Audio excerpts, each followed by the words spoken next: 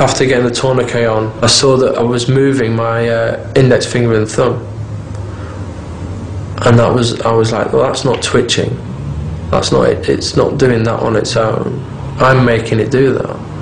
And then suddenly I was thinking, well, if I'm making it do that, it means it's still connected, and that made my thoughts of it was even more important that I got out of there as quickly as possible. Dan and 2 other injured soldiers were immediately taken to the safety of PB1, where George was on duty. We seen the casualties starting to come in. I just had a feeling of numbness. I was upset. I was talking to Dan. I actually carried Dan's stretcher onto the helicopter. And saw a lot of people's faces on the way, and they weren't happy faces. You could see sort of like the realisation that suddenly this isn't a drill. We are in Afghan. People are going to get injured, and it's happened. Daniel was flown to the emergency department at Camp Bastion, where his condition was stabilised.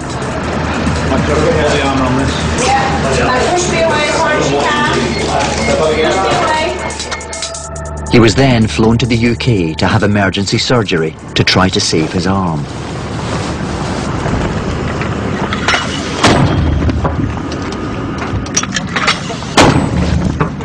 Whilst there were no fatalities from the explosion, what happened to Dan and his patrol is a harsh reminder of the dangers that George faces every time he leaves PB1. You know, you get shot, you tread on a pressure plate, you come in contact with an improvised explosive device. Sometimes it's just down to luck, you know. It could have been our call sign, our section, out on patrol that day and hitting that IED. Right, so those vehicles get mounted up, get your last brine on. I've been worrying but not lost, because now that I'm starting to think he's got loads of people to protect him, so I'm not worrying anymore. I was worrying a little bit because I don't want him to get killed.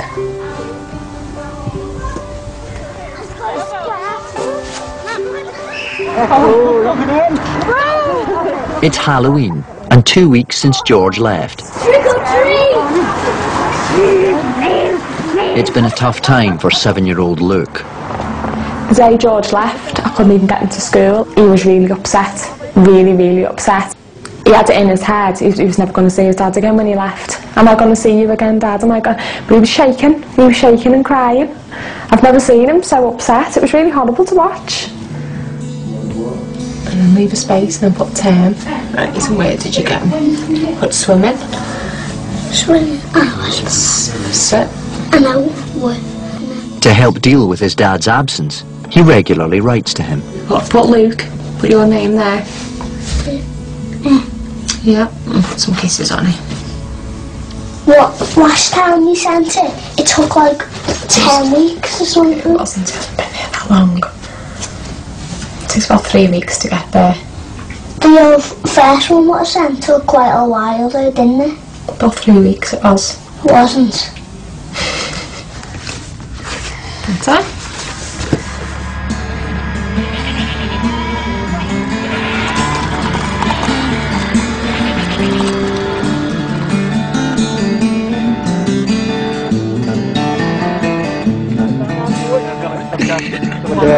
See these kids look a bit lost, to be honest with you. Obviously this is our first time in this area, so they're probably a bit more shocked than we are over what's going on. Even though father of 2 George is over 3,500 miles from home, he has constant reminders of what he has left behind. Share, yeah? Share.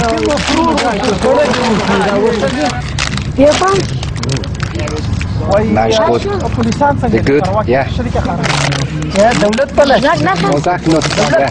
Yeah, they remind me quite a lot. See the sharing as well. Thank you. Thank you. Nice. Yeah, they remind me a lot of home. You know, just seeing any child around here does. Yeah, he's off now. Sorry? I've got no colour, no. You like? Good? Good to share, isn't it? Good to share.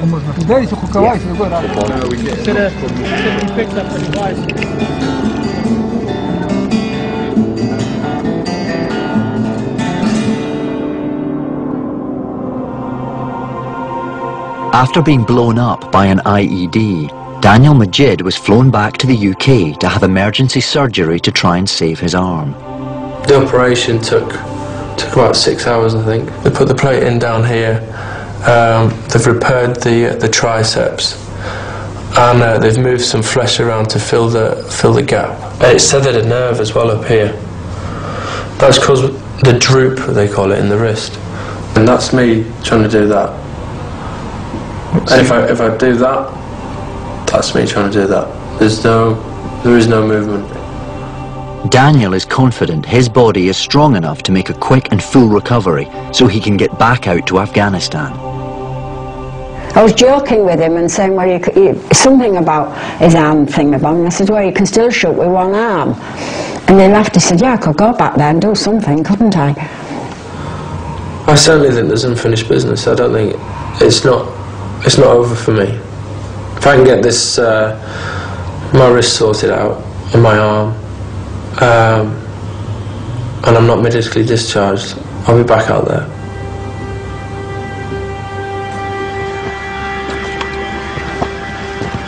Dan's only thoughts might be of Afghanistan, but with only a few days until Christmas, George can't take his mind off home.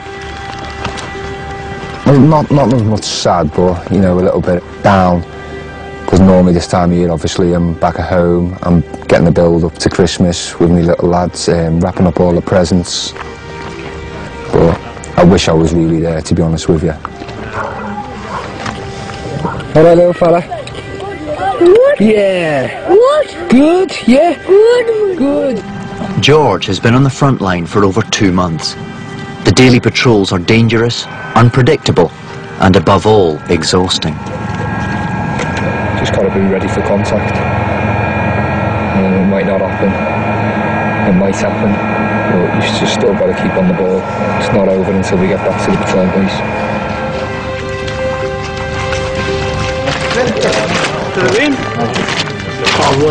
Glad to be back in. A lot of money. Do you think you're good at it, Chris? No.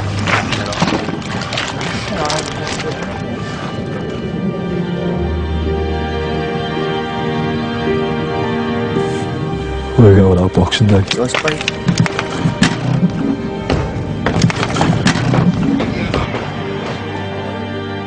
One of the few things keeping George going are the letters he gets from home.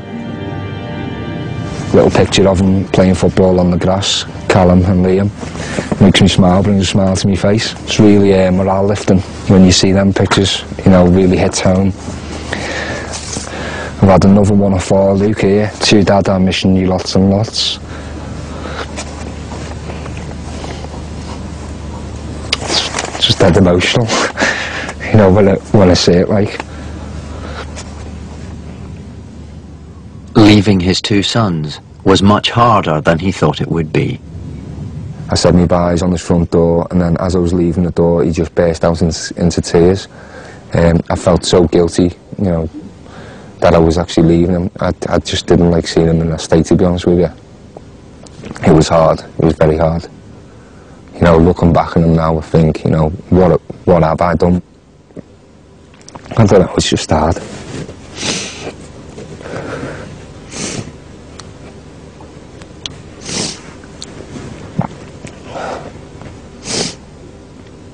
I mean, I do miss me boys. I think I've never actually, you know, let out like this now, but when I think about how I actually left them, you know, when I was back at home and seeing them in that state of upset, I just hope, like, you know, he understands.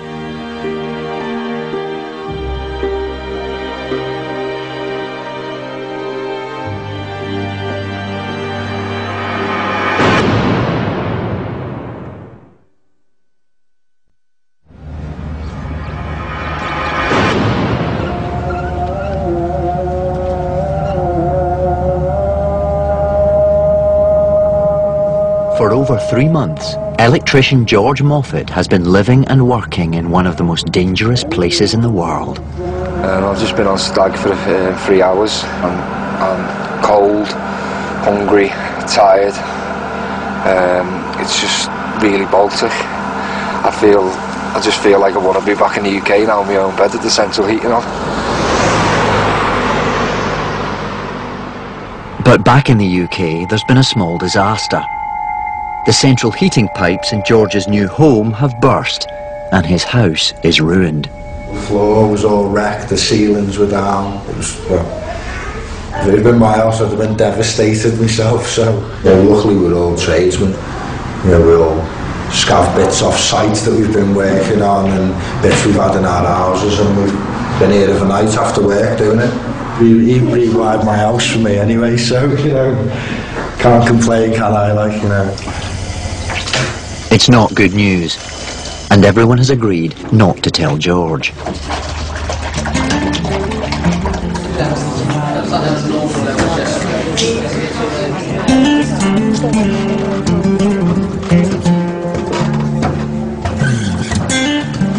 It's been 4 months since Daniel had emergency surgery to save his arm.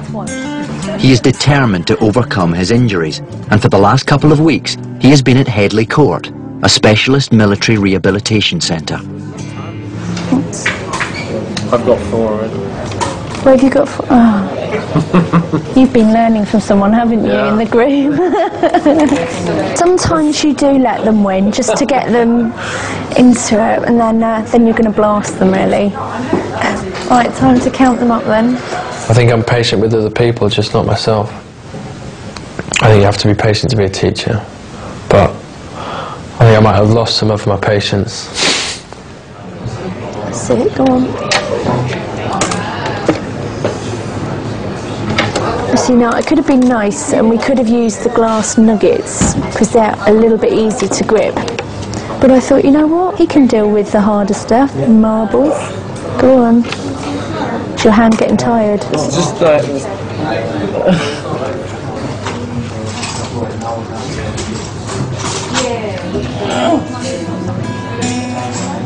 The treatment he undergoes here will help build up the strength in his arm. Something Dan has to concentrate on if he ever wants to return to his job as a PE teacher. But there has been a setback.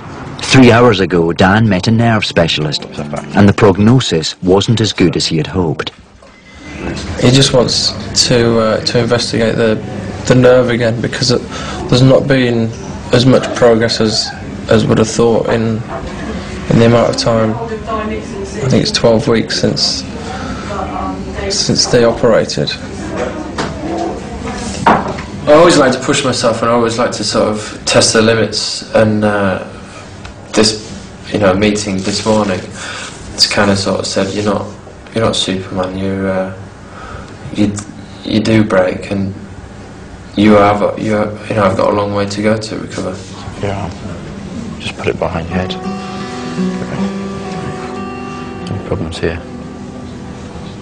Dave hitting the nail on the head and saying, you need to stop pretending. You need to realise that you've got quite a way to go. And it might not fix. And it's just things like that I've just got in my mind, yeah, it's going to fix, it'll take 2 years, but it'll fix. And there is a chance that it won't. So.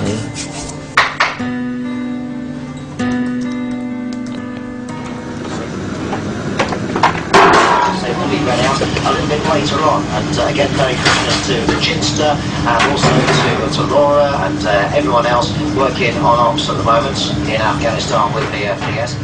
It may be Christmas Day in the middle of a war zone, but that doesn't stop two para making an effort.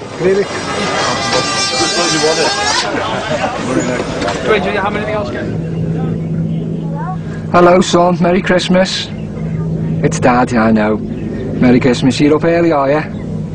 Yeah, oh, happy Christmas anyway. I miss you as well, I do. Here's my kiss. Mwah, good boy.